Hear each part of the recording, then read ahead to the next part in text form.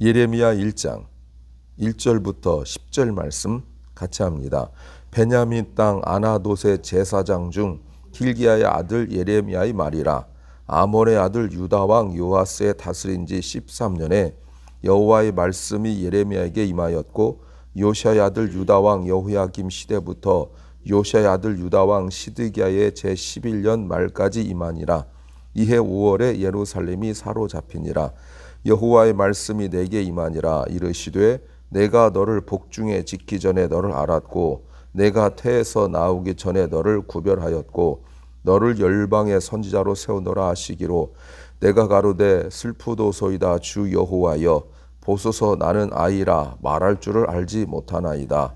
여호와께서 내게 이르시되 너는 아이라 하지 말고 내가 너를 누구에게 보내든지 너는 가며 내가 내게 무엇을 명하든지 너는 말할지니라. 너는 그들을 인하여 두려워 말라. 내가 너와 함께하여 너를 구원하리라. 나 여호와의 말이니라 하시고, 여호와께서 그 손을 내밀어 내 입에 대시며 내게 이르시되 보라 내가 내 말을 내 입에 두어노라. 보라 내가 오늘날 너를 열방 만국 위에 세우고 너를 뽑으며 파괴하며 파멸하며 넘어뜨리며 건설하며 심게 하였느니라. 아멘. 예레미야서는 특이한 책입니다. 이름이 붙어 있으면 그 사람이 쓴 거로 하는데, 예레미야서는 예레미야가 써서 기록한 것이 아니고요, 보존한 것이 아니고, 예레미야가 썼지만 예레미야가 전한 메시지를 사람들이 믿을 수가 없었어요. 그래서 예레미야는 맨 끝을 봐야 되는데, 모든 것이 다 끝나고 난 이후에 그때서야 예레미야가 말했던 말씀이 진실인 줄 알고 그때 모아서 만든 것이 예레미야예요. 그리고 성경은 모두 다 그런 건 아니지만 대부분 차근차근 시간적으로 기록되지 않았습니다. 예레미야는 특히 그런 부분이 많아요. 그래서 그냥 읽으면 이 부분이 옛날 나중 건데 앞에 와 있고, 또 지금 건데 나중 가고, 이런 경우가 있기 때문에 아주 찬찬히 잘 읽어야 합니다. 예레미야 선자가 유다 요시야 왕 13년에 선자로 부름받고 시드기 왕 11년까지 2절에 보시니까 40년 이상 활동했어요. 배경으로 보시면 시드기 왕 11년은 예루살렘 사람들이 잊을 수가 없는 날인데, 바벨론 포로로 잡혀가던 첫 해입니다. 모두 3차에 걸쳐 잡혀가게 되죠. 예레미야 선자의 사역은 유다의 예루살렘의 멸망과 깊은 관련이 있어요. 오늘은 하나님께서 예레미야를 부르시는 내용입니다. 설교 제목은 하나님의 일을 하는데 필요한 조건이 있다. 하나님의 일을 하는데 필요한 조건이 있다. 제목입니다. 하나님께서 우리 모두를 부르셨는데 그 부르심은 구원을 위한 부르심이죠. 그런데 하나님께서 특별히 또 하나님의 일만 전적으로 할 사람을 부르셨어요. 그래서 하나님께서는 두 가지 부르심이 있죠. 구원을 위한 부르심, 자신의 일을 하기 위한 부르심, 두 가지가 있는데, 자신의 일을 하기 위한 부르심에도 두 가지가 있어요. 하나는 아주 짧은 기간, 하나의 한계를 위한, 또는 몇 년을 위한, 이게 짧은 부르심이 있어요. 그러니까 구약에 보면 하나님께서 하나님의 이름도 없는 분들을 부르셔가지고 어떤 한 가지 일을 맡기실 때가 있었어요. 근데 또 하나의 부르심은 일평생 부르심부터 생명이 끝날 때까지 일평생 부르심도 있습니다.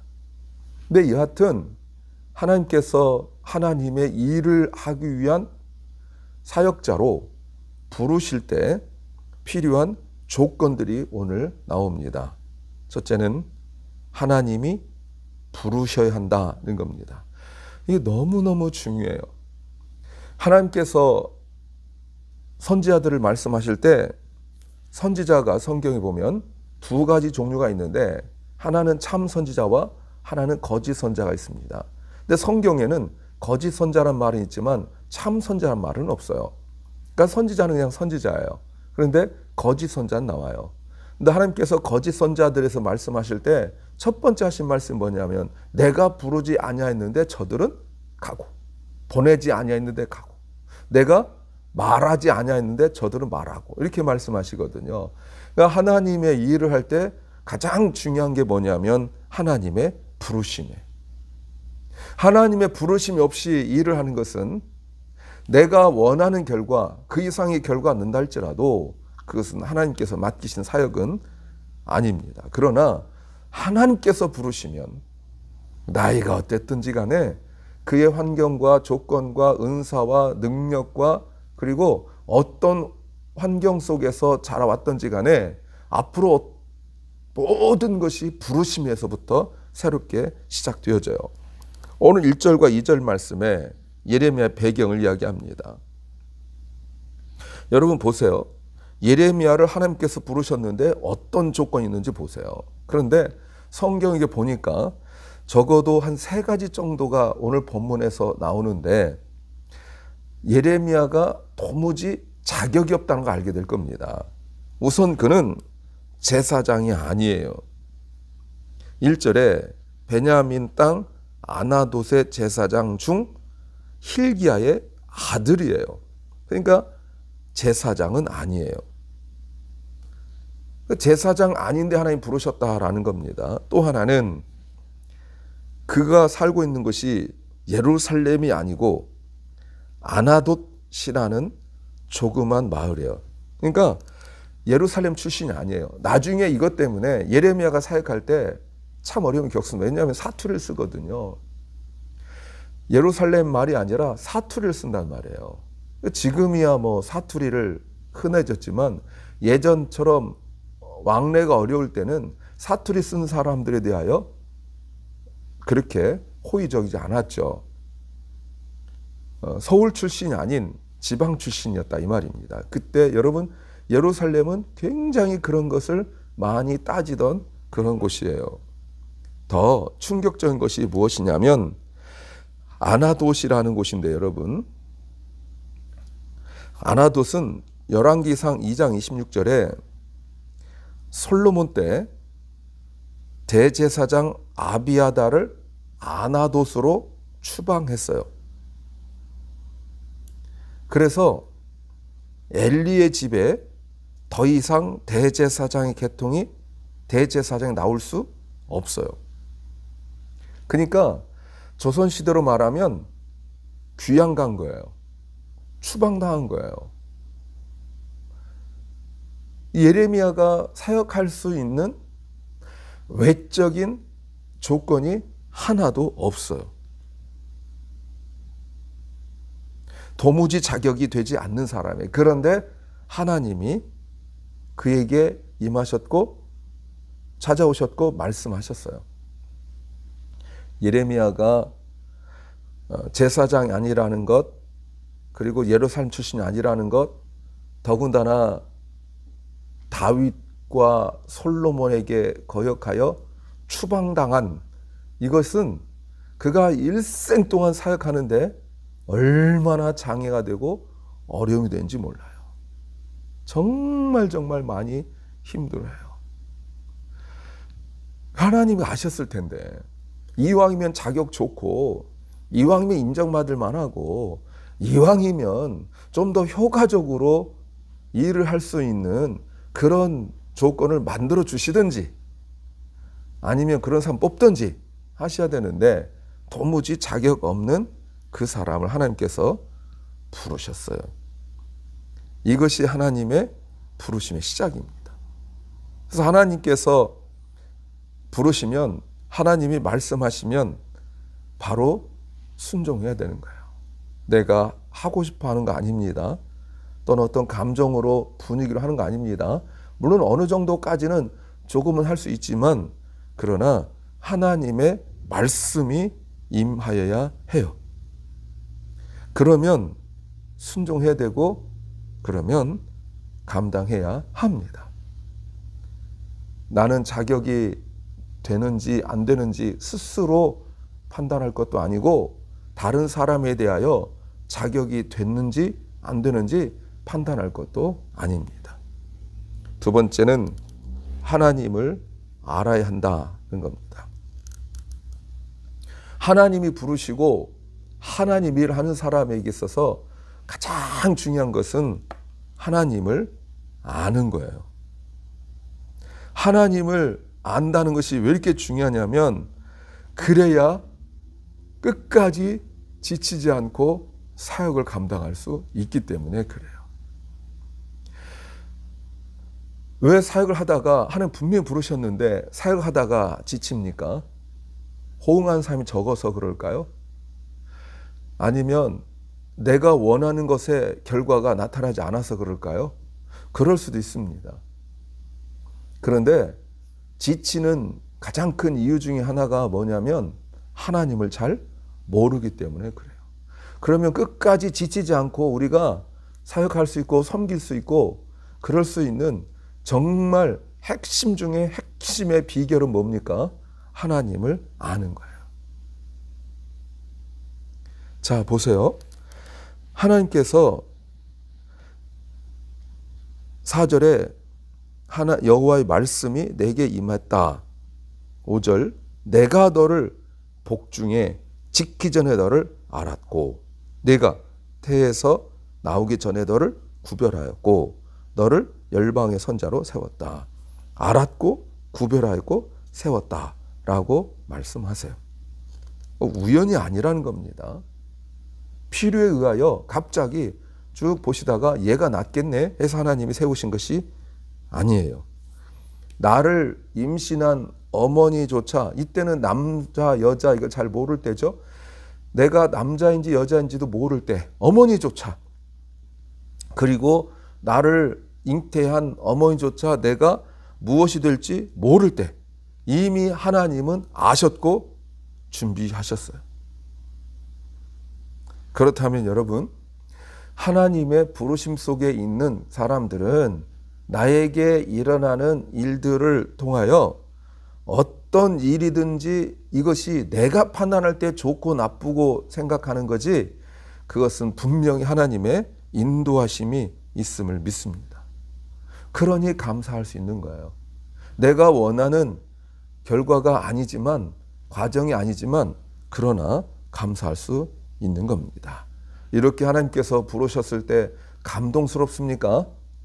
내 마음에 정말 울컥하는 그런 감동이 있습니까? 그럼 어떻게 되죠? 아멘 해야 되는데 6절 보니까 슬픕니다. 말하는데 할렐루야 아멘 그런지 않고 뭐라고 말하냐면 나는 슬픕니다.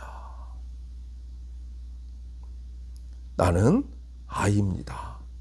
나는 말할 줄도 모릅니다. 두렵죠. 자기 자신을 보니까 하나님의 부르심에 합당하지 못하다는 걸 깨달았어요. 두려워요. 솔직한 거죠. 물론 자신의 상황과 배경 그리고 환경 그리고 경험을 이야기하는 겁니다. 이거 모르겠다는 거예요. 왜냐하면 나를 부르시는데 하나님이 뭐라고 말씀하셨냐면 열방의 선지자로 부르셨다고 말씀하시거든요. 아니 내가 예루살렘 출신도 아니고 아나도시라는 조그만 도시 저주받은 땅 그곳에서 있는데 나를 하나님이 이 아나도스의 선자로 부르신 것도 아니고 예루살렘 하더라도 어마어마한 곳이고 자기 같은 시골뜨기는 가보지도 못하고 가서 사투리 쓰면 사람들이 흉볼까 봐 혹시 방문해도 입도 못 여는 그런 사람인데 열방의 선자로 불렀다고 말씀하실 때 가슴이 벅차오를 수 없는 거죠. 놀랐어요. 그때 하나님께서 무슨 말씀하시죠? 아, 그래? 그러면 시간 좀 더 줄까? 내가 다른 사람 부를까? 하지 아니하시고 7절에 이렇게 말씀하세요. 여호와께서 내게 말하시되 너는 아일하지 마라. 대신 내가 너를 누구에게 보내든지 가고 내가 네게 무엇을 말하든지 너는 말하라. 두 가지죠. 가서 전하라. 하나님께서 요나 선자를 부를 때 가서 전하라. 가서 외치라. 이렇게 했거든요. 그 선자를 부르시는 거예요. 나를 아시는 분이에요. 하나님께서 전하라 하는 것을 전하고 가라 한 곳에 가는 거죠. 모세도 이렇게 부르셨죠. 못합니다. 여러분, 모세는 80세였기 때문에 나는 못합니다 그랬는데 예레미야는 너무 젊어서 못합니다 이렇게 말하고 있어요. 8절에 사람을 두려워하지 말고 함께하는 하나님을 의지하라. 하나님이 보호하신다는 거예요. 9절에 입에 말씀만 담아라. 네 말하지 말고 내 말하라. 그러면서 그 의미가 뭐죠? 하나님이 그 입술에 손을 대시는 거예요. 이사야 입술에 제단의 숯불로 되었는 것처럼 말이죠. 나는 자격 없습니다 말해요. 나는 출신도 안 되고 신분도 안 되고 나이도 안 되고 두려웠어요? 할 수 없어요. 이렇게 쓰임 받으려고 사모한 적도 없고 소망한 적도 없어요. 왜 나는 우리 조상들이 이렇게 시골에 내려와 가지고 살아서 나 같은 사람 시골뜨기로 살아야 되는가? 나도 중앙에 진출하고 싶다. 그렇게 생각한 적도 없어요. 내가 능력이 있는데 왜 나는 쓰임받지 못하는가? 이렇게 생각한 적도 없어요. 하나님께서 이렇게 부르셨을 때 두려워하던 예레미야에게 두 가지 약속하세요. 내가 너와 함께 하겠다. 내가 너에게 말씀을 주겠다. 두 가지 약속하세요. 여러분, 적용적으로 목회자의 순수함도 여기에 있어요. 내가 너와 함께 하겠다. 내 말을 너에게 주겠다. 여러분, 목회자의 변질은 뭘까요? 역시 여기에 있어요. 내가 너와 함께 하겠다. 내 말을 너에게 주겠다. 여러분, 여기에서 목회자의 변질이 나오고 목회의 순수성이 있어요. 순수함이라는 것은 이 두 개를 붙들고 있는 거고 변질한 것은 두 개 말고 다른 것을 하는 거예요. 이게 변질이에요. 그러니까 우리가 하나님께서 부르셨을 때 이 순수함, 이 복음의 순수함, 이걸 통하여 우리가 더욱 하나님을 알아가는 거예요. 어떤 하나님? 나를 부르신 하나님. 나를 아시는 하나님.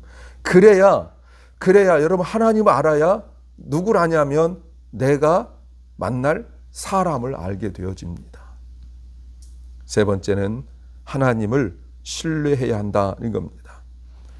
10절에 하나님께서 보라, 내가 오늘날 너를 열방 만국 위에 세우고 너를 뽑으며 파괴하며 파멸하며 넘어뜨리며 건설하며 심게 했다. 여러분, 이것이 예레미야가 전할 메시지 핵심이에요.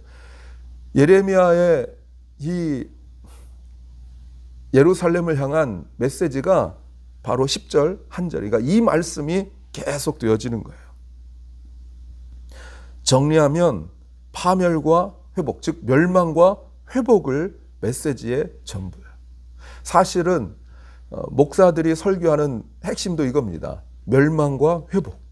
우리는 죄로 마땅히 멸망받아 마땅하지만 하나님이 우리를 사랑하셔서 예수 그리스도를 통하여 우리를 회복하신다. 이것이 복음 아닙니까? 그러니까 10절은 복음이라고 말할 수 있는 거예요. 그런데 여러분, 하나님께서 예레미야를 부르실 때에 2절에 요시야 왕이 다스린 지 13년이라고 말하고 있습니다. 여러분, 이때는요, 이스라엘이 다윗과 솔로몬 이후에 정말 가장 좋을 때 바로 그때라고 말할 수 있어요. 거의 가장 좋을 때. 이때 요시야 왕이 신명기 말씀을 읽고 종교개혁을 일으키고 그리고 유월절을 회복하던 때, 이스라엘 사람들이 새롭게 회복된 이스라엘을 소망하며 그리고 정말 신앙적으로 예루살렘이 너무나 아름답던 바로 그때예요. 그때 시골뜨기, 사투리스는 지방 출신, 가문도 별로인, 예루살렘에서 축출되고 추방당한 젊은 사람이 와가지고 멸망할 거래요. 여러분, 이렇게 메시지를 전할 때 사람들이 받아들일까요? 우리가 잘 알고 있는 것처럼 예레미야 5장 1절에 예레미야 선지자가 하나님께 주신 말씀, 예루살렘 거리에서 의인 한 명만 찾으면 내가 이 세상 멸망하지 않겠다, 이렇게 말씀하시는 그 설교를 해야 된다는 말이에요. 누구한테, 여러분? 누구한테 술집 가 있고 주일에 빠지고 놀러 가고 봉사도 안 하고 예배만 겨우 드리고 어쩌다 한 번씩 나와서 예배 드리고 이런 사람에게 주신 메시지가 아니라 정말 모든 사람들이 예배를 잘 드리고 유월절 회복되어져서 막 예배당이 꽉꽉 차고 모두 다 기쁨 충만한데 거기다 대고 멸망을 선포해야 해요. 아무도 기대할 수 없고 정말 이 메시지가 합당한가 싶을 때 예레미야는 하나님을 신뢰하고 그 메시지를 전해야 돼요. 예레미야가 감 잡아서 지금 당신들 좋지만 멸망할 거다 이런 거 아니에요. 노스트라다무스처럼 뭐 이렇게 메시지하는 거 아니에요. 한국에 뭐 정감록, 징비로 뭐 이런 거 있잖아요. 이런 것처럼 몇 년 후에 뭐가 일어날 거다 이런 것도 아니에요. 하나님의 말씀. 하나님 말씀을 전하는 사람이 상황을 보고 평가하고 분석하는 것이 아니에요. 때로는 이해할 수도 없고 때로는 도무지 받아들일 수 없는 상황을 넘어서는 하나님의 말씀 전하는 것이 중요합니다. 오늘 하나님이 예레미야를 부르세요. 그 부르심, 그리고 하나님께서 말씀하시는 그 말씀하신 하나님을 알고 또 하나님을 신뢰할 때 우리가 하나님의 일을 하는 그 조건이 여기부터 시작된다는 것. 능력은 그 다음에요. 사실 예레미야는 병든 사람 고친 적도 없고 죽은 사람 살리신 적도 없어요. 계속 핍박과 고난 속에서 고통과 어려움 속에서 인정받지 못하고 그렇게 죽었어요. 그러나 부르심 때문에 이 일을 감당한 것입니다. 기도합니다. 주님, 하나님의 이 일을 하는 조건을 우리가 봅니다. 하나님이 우리를 먼저 하시고 부르시고 우리에게 맡기시고 우리에게 전화를 하셨는데 그 하나님 신뢰함으로 우리가 감당케 하옵소서. 사랑 결란과 우리 자녀들이 하나님께서 일을 맡기실 때 아멘으로 감당하게 하여 주옵소서. 또 병중에 고통과 아픔 중에 있는 사랑하는 성도들을 주님이 치유하여 주시고 다시 한번 저들을 예배의 자리로 불러 주시옵소서. 주님, 주께서 목회자로 부르신 선교사로 부르신 주의 종도를 주님께서 붙잡아 주시고 내 뜻대로 내 마음대로 모든 상황들 속에서 안 되어 힘들고 어려운 그 모든 주의 종들을 주님이 일으켜 세워주시고 힘 주시옵소서. 오늘 하루가 주님의 위로하심과 주의 사랑을 전하는 하나님의 허락하신 선물의 날 되게 하여 주시옵소서. 예수님 이름으로 기도하옵나이다. 아멘. 하늘에 계신 우리 아버지여, 이름이 거룩히 여김을 받으시오며 나라 임하옵시며 뜻이 하늘에서 이룬 것 같이 땅에서도 이루어지이다. 오늘날 우리에게 일용할 양식을 주옵시고 우리가 우리에게 죄 지은 자를 사하여 준 것 같이 우리 죄를 사하여 주옵시고 우리를 시험에 들게 하지 마옵시고 다만 악에서 구하옵소서. 대개 나라와 권세와 영광이 아버지께 영원히 싸움나이다. 아멘.